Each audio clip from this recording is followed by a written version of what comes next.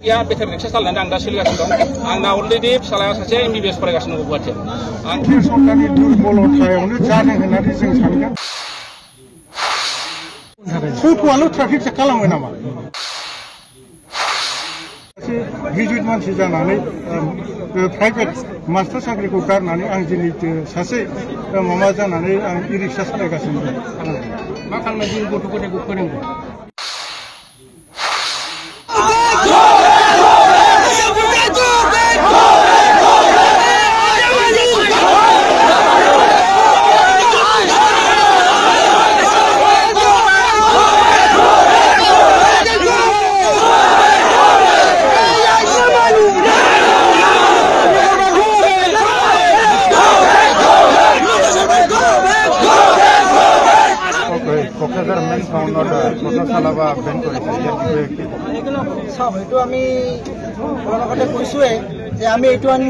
কোনো প্ৰকাৰে আমি মানি ল'ব নোৱাৰো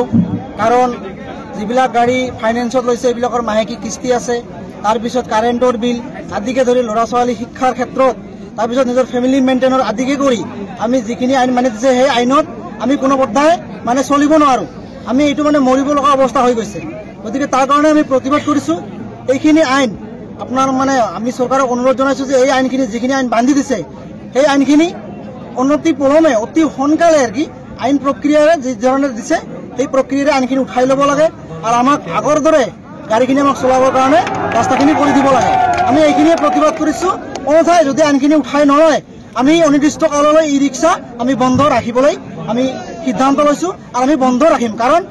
এই আইন মতে আমি চলিব কেতিয়াও নোৱাৰো কাৰণ এতিয়া গাড়ী বেছি হৈছে সকলোৱে দেখা পাইছে গাড়ী বহুত বেছি হৈছে কিয় বেছি হৈছে গাড়ীবিলাকে সৰুমে বিক্ৰী কৰিছে কিহৰ কাৰণে বিক্ৰী কৰিছে দ্বিতীয়ৰ পৰা নাম্বাৰ দিয়াটো বন্ধ কৰক দ্বিতীয়ৰ পৰা নাম্বাৰ দিয়া বন্ধ কৰিলে গাড়ী কিনা মানুহখিনি বন্ধ হৈ যাব পুৰণা গাড়ীখিনিয়ে চলি থাকিব তেতিয়া টাউনত গাড়ীখিনি বেছি নহ'ব সেইখিনি সকলোৱে জানে আইনৰ মানুহখিনিও জানে ডিচি ছাৰে ভালকে জানে SP ছাৰেও জানে লগতে মিউনিচিপালিটি চেয়াৰমেন বাইদেউও জানে যে গাড়ী যদি কিনা বন্ধ হয় নাম্বাৰ প্লেট দিয়াটো বন্ধ হয় তেতিয়াহ'লে মানুহখিনি গাড়ী কিনাটো বন্ধ কৰিব পুৰণা গাড়ীখিনিয়ে চলি থাকিব পুৰণা গাড়ীখিনিয়ে কোনোবাই বিক্ৰী কৰিব কোনোবাই কিনিব সেইখিনিয়ে চলি থাকিব আৰু গাড়ী টাউনত তেতিয়াহ'লে আৰু বেছি নহয় টাউনত চলিবৰ কাৰণে সুবিধা হয় এতিয়া গাড়ী বেছি হোৱাৰ কাৰণে আমাৰো অসুবিধা হৈছে আগত আমি যিহেতু 700-800 টকা ইনকাম কৰিছিলো এতিয়া আমি 300-400 টকা ইনকাম কৰি ঘৰত যাব লগা হয় পুৱাৰ পৰা আৰম্ভ কৰি একদম সন্ধিয়ালৈকে আৰু যদি যিখিনি আইন বান্ধি দিছে red zone green zone yellow zone ইফালে গাড়ী ইফালে পাৰ হ'ব নোৱাৰে ইফালে গাড়ী ইফালে যাব নোৱাৰে মেইন ৰোডত চলিব নোৱাৰে আমাৰ ইয়াত কোনো নেশ্যনেল হাইৱে নাই কোকাঝাৰত আমি যিখিনি চলিছো চব মেইন ৰোডতে চলিছো আৰু আমাক এতিয়া মানে নিয়মখিনি বান্ধি দিছে যে আমাক গলিৰ ভিতৰত সোমাব লাগে গলিৰ ভিতৰত আমি ষ্টুডেণ্টখিনিক কেনেকৈ লৈ যাম কোন পিনে ৰাস্তাতে আনি আমি ষ্টুডেণ্টখিনিক স্কুলৰ ওচৰত আমি নমাই দিম এইখিনিওতো কথা আছে শিক্ষাৰ ক্ষেত্ৰত বহুত অসুবিধা হ'ব লগতে চাকৰি কৰা মানুহখিনিক টাইমত আমি পঞ্চাই দিওঁ সেইখিনিৰো অসুবিধা হ'ব তাৰ কাৰণে আমি অসম চৰকাৰক আমি অনুৰোধ জনাইছো আমাৰ অসমৰ মুখ্যমন্ত্ৰী ডক্টৰ হিমন্ত বিশ্ব শৰ্মাকে ধৰি আমি আমাৰ পৰিবহণ বিভাগৰ মন্ত্ৰীক আমি অনুৰোধ জনাইছো অনতি পলমে যিখিনি আইন বান্ধি দিছে আপোনালোকৰ মিডিয়াৰ যোগেদি আমি মানে অসম চৰকাৰৰ লগতে BTC চৰকাৰক আমি অনুৰোধ জনাইছো এইখিনি আইন অনতি পলমে বন্ধ কৰি দিয়ক আমাৰ আগৰ দৰে চলিবলৈ দিয়ক আৰু ফাইন যিখিনি কাটি আছে গাড়ী ধৰিলে 10,000-15,000 যিখিনি দিছে ফিটনেছ বনাব ইঞ্চুৰেঞ্চ বনাব এইখিনি আমি বনাম কিন্তু তাৰ লগতে গাড়ীখন ধৰি লৈ গ'লেও আমাক 5,000 টকা দিব লাগে সেই আইন মানে সেই পইচাখিনি আমাক বন্ধ কৰি দিব লাগে আমি গৰীব মানুহ আমি ইনকাম কৰি খাওঁ সেই আইনখিনি বন্ধ কৰি দি আমাক অলপ সকাহ দিব লাগে আমি যাতে সুস্থ শৰীৰে আমি ইনকাম কৰি খাব পাৰোঁ আমাক ইনকাম কৰিবৰ কাৰণে অধিকাৰটো আমাক দিছে এইখিনি অধিকাৰ কিন্তু সকলোৰে আছে গতিকে আমি এই মানে অধিকাৰখিনি আমি সৰহ হ'বলৈ নিদিওঁ আমাক ইনকাম কৰি খাবলৈ দিয়ক সেই আইনখিনি বাতিল কৰি দিয়ক সেইখিনিয়ে আমাৰ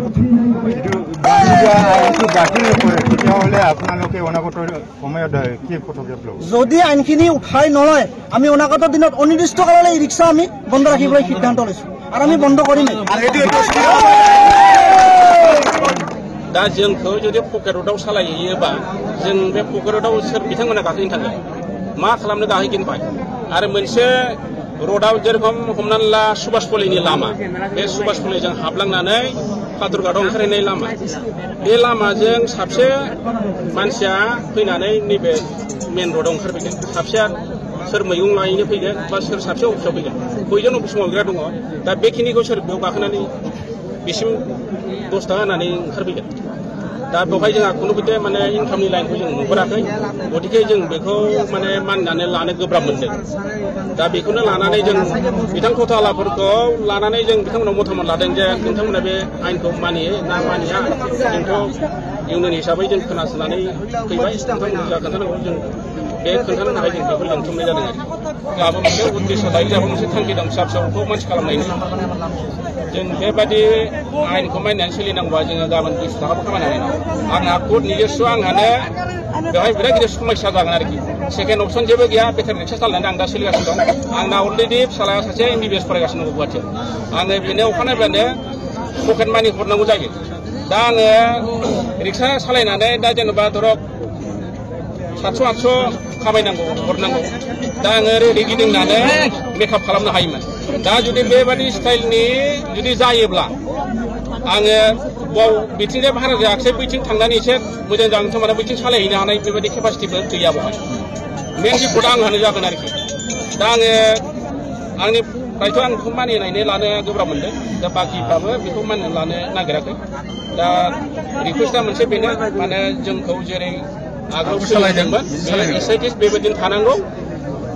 जुदि खालामोब्ला बास स्टेन्डफोरखौ आगोल बोखारग्रोनांगौ बेनिफ्राय सिद्धान्तखौ लानांगौ আপুনি এজন অটো চালক হিচাপে কি ক'ব মই একচুৱেলিতে অটো চালকো হওঁ আৰু আমাৰ ই ৰিক্সা অনাৰ এছ'চিয়েশ্যনৰ প্ৰেচিডেণ্টো হওঁ ইয়াৰ কাৰণে মোৰ বক্তব্য আছে যে যোৱা 26 তাৰিখত আমাৰ DC ছাৰ আৰু চাৰ্কেল অফিচাৰৰ লগত আৰু SP ছাৰৰ লগত আমাৰ বহি যিটো আলোচনা হ'ল সেই আলোচনাটা অলৰেডি খালি আমি 10জন বা 15জন মানুহ গৈছিলোঁ আমাৰ এছ'চিয়েশ্যনৰ তৰফৰ পৰা এই কেইজনে আমি গম পাইছোঁ আজি আমি এইটো মিটিং ডাকাৰ উদ্দেশ্য হ'ল যে আমি গোটেই মানুহ যিটো আমাৰ অলৰেডি আলোচনা হৈছে সেই আলোচনাটো জনালোঁ তাৰপিছত জনোৱাৰ পিছত এতিয়া আমাৰ যিবিলাক চালক আছে সিহঁতে এটাই উদ্দেশ্য যদি আপোনালোকে এইটো সিদ্ধান্ত লয় তেতিয়াহ'লে আমি কেতিয়াও গাড়ী নচলাওঁ টোটো ৰিক্সা নচলাওঁ তেতিয়া আমি সুধিলোঁ তেতিয়া আপোনালোকে কি কৰিব বোলে আমি অনিৰ্দিষ্ট কালৰ কাৰণে বন্ধ ৰাখিম এইটোৰ কাৰণে আমি আমাৰ BTC চৰকাৰ মহোদয় প্ৰমোদ বড়ো ছাৰক আৰু লৰেন্স ইছলাৰী মহোদয় ছাৰক মই ক'ব বিচাৰোঁ যে এই আইনটো বন্ধ কৰি কিবা এটা ভাল সলিউশ্যন আমাক যাতে বনাই দিয়ে যাত আমি ই ৰিক্সা আগৰ দৰে চলাব পাৰোঁ এইটো কাৰণে মই BTC চৰকাৰ আৰু আমাৰ অসম চৰকাৰক আহ্বান জনাওঁ যে আপোনালোকে আমাৰ এইখিনি কথাৰ কিছুমান মূল্যবোধ ৰাখি যাতে আমাক ভালভাৱে চলাব ৰাস্তা এটা ওলাই দিয়ে এইখিনি মোৰ কৰ্তব্য আছিল কোৱাৰ মই এইখিনি ক'লোঁ बांद्राय बुंबाबो लिदार सानैलै जारला दा खोथा जाबाय जों बाहाय बेसेबां माने जों दा ट'ट' सालायग्राफोर दङ हयथ' सोरबा गोनां मानसि गैया बयबो गावबागाव फेमिलिखौ मेनटेन खालामनो सोरबाया बिदिनो गावनि गथ' गथायखौ मोजां खालामनो बोलो होदों सालायदों रिक्सा सालायनानै मेनटेन खालामगासिनो दं नाथायबा दिनैनि जे मिटिं जिरायनानै थांबाय दा बिथांमोनहा बिबान मोननाय दङ बिथांमोनहा जोंनो फोरमायदों माखासे जन रानना होदों नाथाय बे जन राननानै होनायाव जोंहा गोजोननाय गैया बे जन राननायाव जों दा जे धरननि सालायनानै मोनो बे जनाव जों खामायनो हानाय नङा जोंनि फेमिलि मेनटेन प्रब्लेमा बांगोन दा ओंखायनो जियानो जा जाय बिथांमोना एसे खुंथाय गोहोआव दङ बिथांमोननिसिम रिभार्सल जानो हायो सावरायलायनानै जोंखौ सिगाङाव जेरै सालायहोदों बेबायदि सालायनो अननानै होथों बेखौनो जों खावलायो बयहाबो गथ' गथाय दङ जिउ खांनांगौ दङ दिनै जोंहा जोंनि एरियायाव मोनसेबो इन्डास्ट्रि गैया जों माबा मोनसे मावनानै जानो बेबो जोंहा गैया जों मा खालामनानै थागोन मा खालामनानै फेमिलि मेनटेन खालामगोन मा खालामनानै जों गथ' गथायखौ फोरोंगोन बेफोरनि माखासे समस्याफ्रा फैगोन क'क्राझारा मोनसे सिटि नङा बे जाहैबाय मोनसे टाउनसो दा टाउन एरियायावबो बे बुस्थुखौ थारमाने जोंनि सायाव बिदि सिमा खालामनानै होनाय जेनेबा जनाव खोलैनानै होनाय बे बुस्थुखौ जोङो सानजानाय मोनाखै मानो होनबा जोंनि इनकामनि सायाव डिपेन्ड खालामो दिनै जोंनि आसामावनो होन बा जोंनि क'क्राझार डिस्ट्रिक्टआवनो होन दिनै बेसेबां बेकार समस्याया बोसोरै बांगासिनो दं दिनै मोनसे मोजां इन्डास्ट्रि गैया मोनसे मोजां इनिसिएटिभ लानाय गभर्नमेन्टनि केसाव जों दिनैसिम नुवाखै बेकार समस्याया बोसोरै बारायगासिनो दिनै MA BA फरायनाय मानसि ग्रेजुवेट फरायनाय मानसि गासैबो रिक्सायाव दिनै बायध'था दिनै हाबनांगौ बायध' जादों मानि थाखाय दिनै मोनसे इन्डास्ट्रि गैया नंगौ नामा बिनि थाखायनो जोङो हाजार मानसिफोरा दिनै MA BA मानसिफोरा ओंखारबोगासिनो दिनै जोंनि पपुलेसना बांनायजों लोगोसे मोनसे जोंनो गभर्नमेन्टआ मोजां इनिसिएटिभ लायोब्ला जों बेबायदि दिनै रिक्सा सालायनांगौनि जेबो प्रयजनानो गैयामोन दिनै आं सासे ग्रेजुवेट मानसि जानानै दिनै प्राइभेट मास्टार साख्रिखौ गारनानै आं दिनै सासे आं रिक्सा सालायगासिनो दं दिनै आंनि बेलायाव आंनिसो फेमिलि दं नङा होमबा आंनि फेमिलि साथाम साब्रै फेमिलिखौ आं बोरै फोथांनानै लाखिनो दिनै आङो सानसेयाव 300-400 थाखा मोनो 500 थाखा मोनो खुनुरुखुम आं बेजोंनो फेमिलिखौ मेनटेन खालामनो हायोमोन दिनै बेबायदि जुदि जायोबा आंनाव मान्थलि इनकामा जेनेबा 1000 थाखाबो जाहैबाय दा दिनै आरो मोनसे खोथा दिनै SSCआव दिनै माबाफोरखौ टट'फोरखौ दिनैबा सिङाव गासिबो मेन रडजोंनो सोगोन नङा होमबा आरो माबाफोरखौ उइंगारफोरखौ मेन रडजोंनो सोजोबगोन थारमाने ट्राफिकआ खालि जोंनि माबायाल' जायो नामा टट'आल' ट्राफिक खालामो नामा बिसोरबोथ' ट्राफिक मेन रडावनो दिनै गासिबो माबा गासिबो गेदारिं खालामनानै दोनजोबो बिसोरनि जेबो समाधान खालामनो गभर्नमेन्टआ राहा लामा दिरुनाखै नामा जोंनि सायावल' दिनै जुदि माबानिफ्राय कारिगावनिफ्राय फैनानै माबाया टट'आ जुदि डाइरेक्ट जुदि पेसेन्जारखौ लाबोयोबा डाइरेक्ट क'क्राझार टाउनाव हाबनो मोनो बिस्रा अधिकार दं दा जोंहा साइडआव थानांगौ नंगौ नङा होमबा जोंनि गारियाव सोर गाखोगोन ओमफ्राय जोंनि गारिनि मानसिफ्राथ' गासैबो टट'आवसो गाखोना थाङो होमबा जोंनाव सोर गाखोनांगौ जागोन जों ओमफ्राय गामियाव सालायनानै जों बेसेबां इनकाम खालामगोन सासे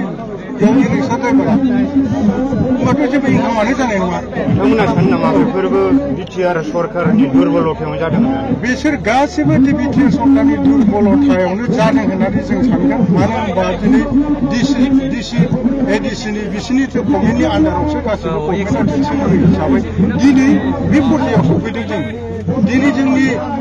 राजनितिक अधिकारबो गैला जों जेबो माबा मोनसे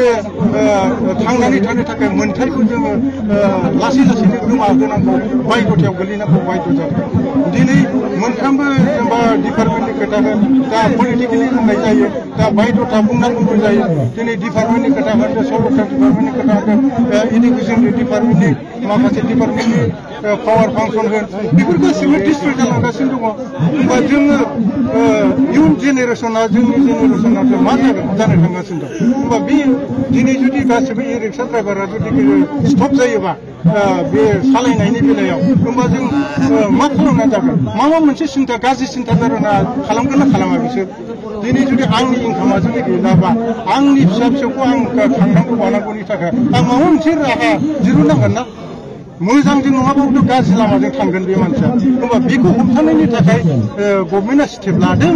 ना बेखौ डिस्ट्रय खालामनायनि थाखाय स्टेप लादों जों बेखौ बुजिनो हायाखै आरोखि दा ओंखायनो खुनु मथे जोङो मानिनो हाया आरो जुदि गभर्नमेन्टआ जुदि जोङो मानिगोन गभर्नमेन्टआ जुदि टेम्पु एसोसिएसनखौबो बोखारनानै बाहेरायाव लांनांगौ